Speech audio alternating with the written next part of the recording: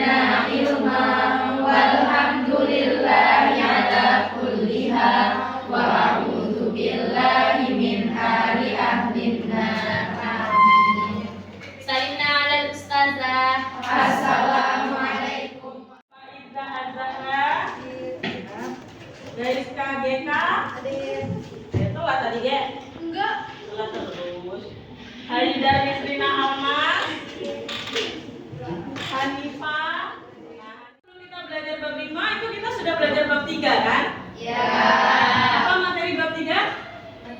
Materi genetik. Atau ada juga substansi genetik. Ya. Materi alel bagian dari gen. Ya. Oke, baik.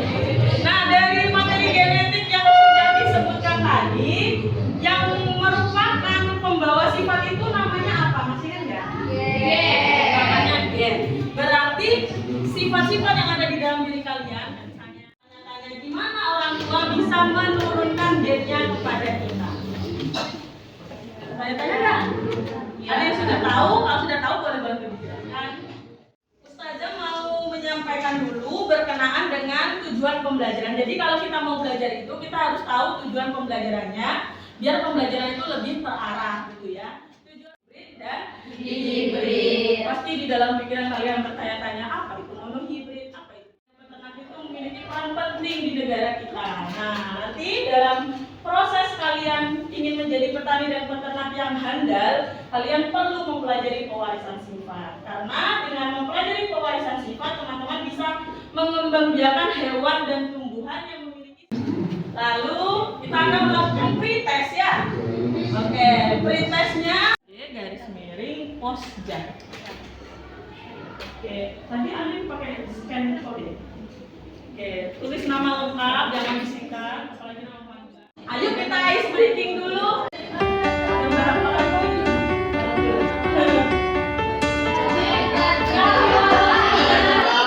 Teman-teman nanti setelah berkumpul dengan kelompok, berdiskusi, dapat tuh hasilnya kan?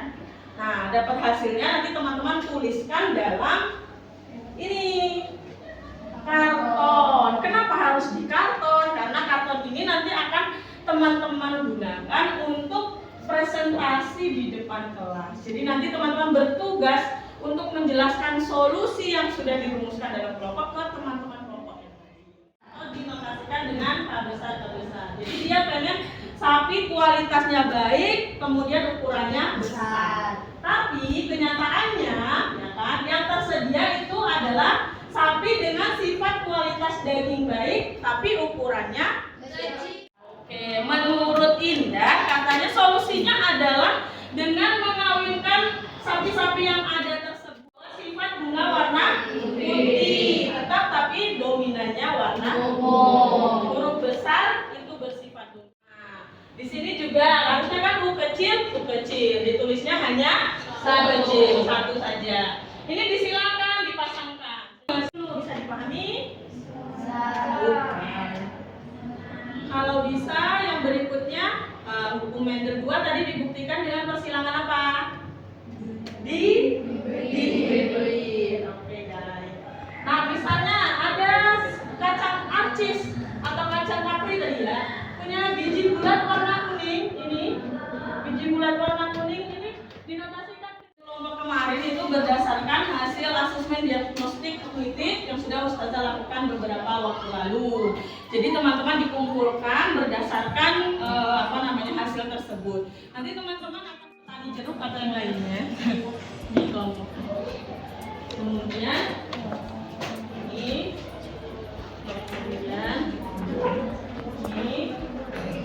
yang sudah dapat ini boleh dicermati dulu RKPD-nya.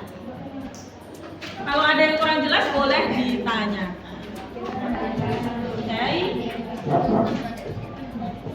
Jangan lupa dibuat identitas, kelas, dan namamu menggunakan nama lengkap.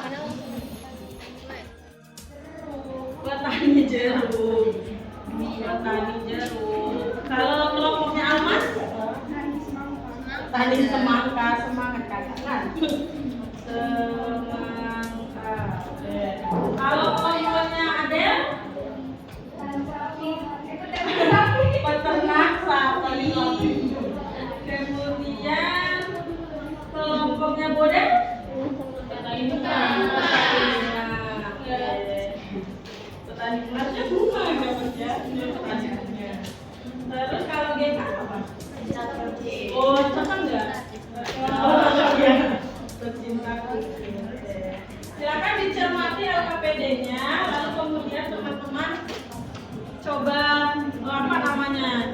informasi ya. Nah, untuk mencari informasinya, Ustazah sudah menuliskan ya di halaman ini. Ada halaman, nah teman-teman akan mencari literatur atau mencari informasi. Boleh karena nggak mungkin diklik kan, teman-teman silakan di scan kode QR-nya gitu ya.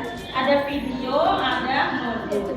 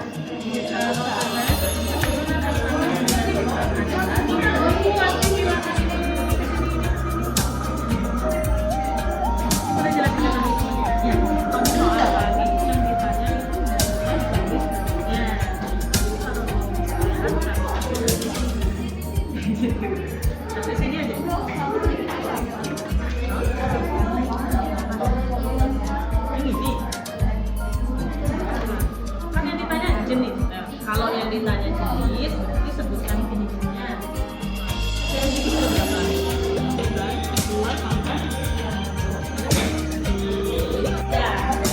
Ya, karena kan nanti dari induk pertama gametnya ada 4 ya. Induk kedua gametnya ada 4. Kalau 4 kali 4, 16. Jadi kita boleh pakai pembandingan yang 9, 3, 1.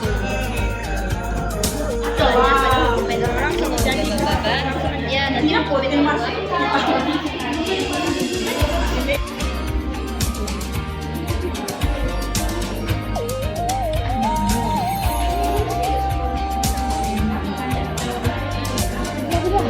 Jadilah.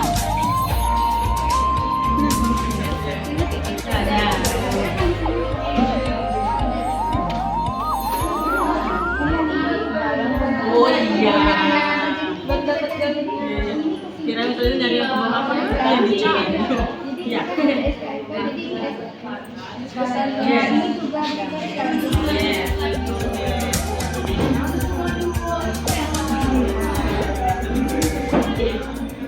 Assalamualaikum warahmatullahi wabarakatuh. Waalaikumsalam warahmatullahi wabarakatuh.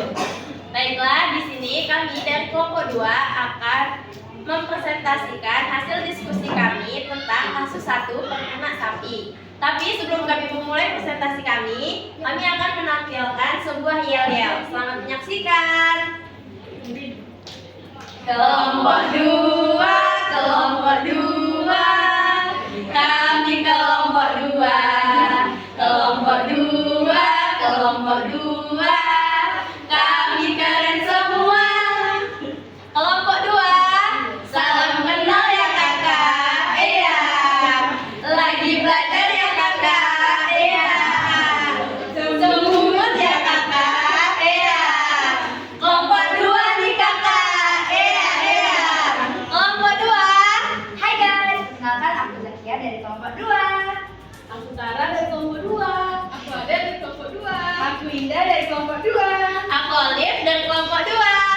Baiklah, kan perkenalannya udah nih guys, langsung aja. Sementara ras sapi yang tersedia adalah sapi dengan sifat sifat kualitas daging baik dan ukuran tubuh kecil, D besar, K kecil, dan sapi yang memiliki sifat kualitas daging kurang baik dan ukuran tubuh besar, D kecil, K besar.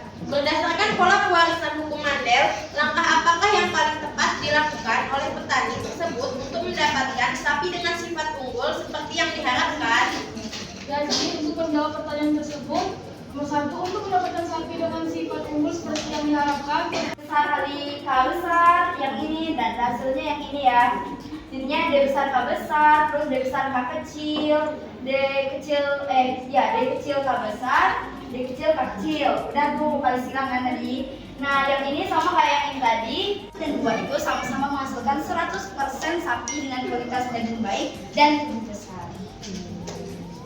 Kita akan lanjut ke kasus kedua. Untuk mendapatkan sapi dengan sifat unggul, peternak sapi di Kepahyang mengawinkan sapi penghasil susu banyak bertubuh kecil, S besar, K kecil, dengan sapi S besar, S kecil, K besar, K kecil. Nah, untuk mencari induk yang ditanya, kita harus tahu dulu gametnya. Nah, gametnya itu didapatkan dari hasil silang induk yang diketahui tadi. Jadi gametnya ini K kecil, kita lihat di sini udah ada S kecil K kecil. Jadi kita kurangin S kecil K kecil, berarti yang belum ada S besar K besar. Berarti gamet yang kedua adalah S besar K besar. Jadi di sini muncullah S besar K besar. Berarti untuk mendapatkan induk yang kedua seperti ini tadi. Kalau ini S kecil K besar. diselesaikan. Solusi 1 atau solusi 2? Terima kasih. Maksudnya di kasus pertama. Ya. Oke, izin menjawab untuk kasus pertama. Kami menyediakan dua solusi, ada solusi 1 dan solusi 2. Di soal memang tersedia bahwa Ya. Kemudian kalau di kasus 1 ditanya persentase, makanya dia dikali 100%. Kalau kasus 2 yang ditanya adalah berapa buah atau berapa batang, makanya dikali dengan jumlah total batang yang dihasilkan dikali dengan 320 sehingga menghasilkan 60 batang atau 60 buah semangka. Itu ya. Bisa dipahami jelas? Jelas. Kalau begitu terima kasih kelompok 4. Dimulai dari pembelajaran tadi. Jadi melalui pembelajaran tadi kita dapat memahami mengenai pola-pola inheren beras, diantaranya definisi istilah-istilah dalam persilangan, hukum Mendel 1 dan 2, genotif dan fenotif dari persilangan monohibrid atau polyhibrid, serta menyajikan hasil penerapan hukum Mendel dalam perhitungan peluang dari persilangan makhluk hidup di bidang pertanian dan peternakan. Oke, terima kasih Zakia. Resiku menceritakan pengalaman belajar hari ini itu gimana? Ya nggak mesti sampai jadi buku nggak mesti, tapi ada jadi novel. Bisa ya? Lanjut, akhirnya notepnya apa? Ya nggak mesti mau bodoh juga sudah.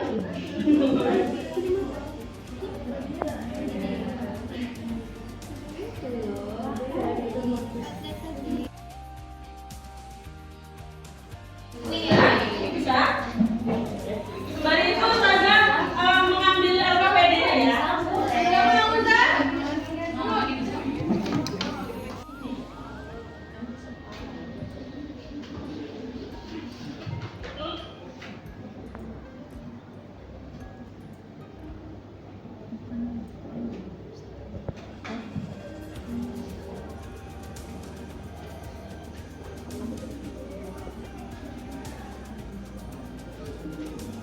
Adalah untuk memperbaiki pembelajaran ke depan, jadi mohon teman-teman untuk bisa memilih isi dengan sejujur-jujurnya ya. Oke. Baik dalam hal diskusi kerja kelompok, presentasi, menjawab pertanyaan dan seterusnya. Rewardnya itu adalah berupa voucher ya. Wow. Senilai 1 juta. Kalau dengan kinerja terbaik hari ini jatuh kepada para peternak sapi.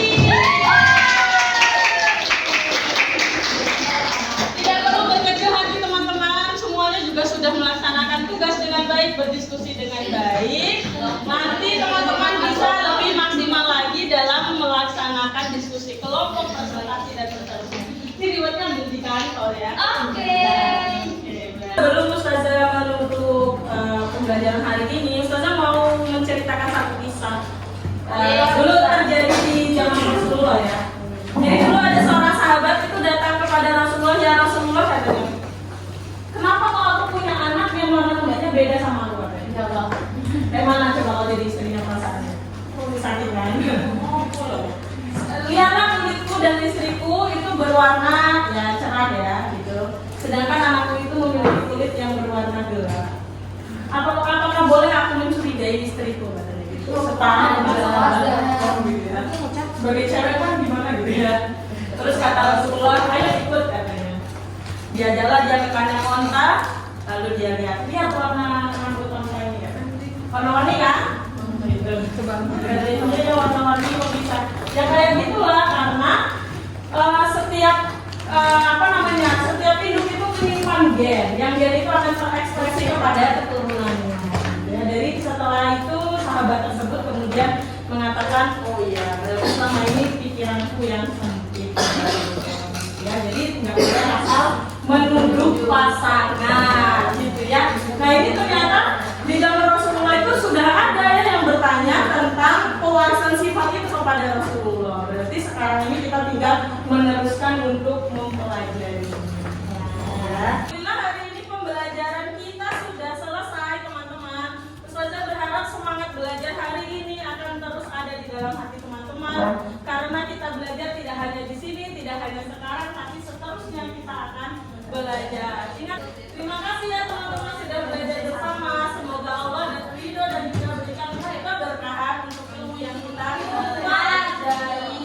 Kalau kita bertemu lagi di pekan berikutnya, kita akan bahas tentang penyimpangan hukum Mendel. Jadi nanti hukum Mendel yang 9331 itu tadi ternyata bisa mengalami penyimpangan hukum. Nah, nanti kita akan bahas mulai dari interaksi gen, kemudian pentomeri, polimeri dan seterusnya. Nanti akan kita bahas di pertemuan berikutnya. Kalau di pertemuan berikutnya juga akan berkelompok karena sepertinya belajar berkelompok ini sangat efektif karena bisa jadi tutor sebaya gitu ya. Oke, kalau ada pertanyaan atau ada diskusi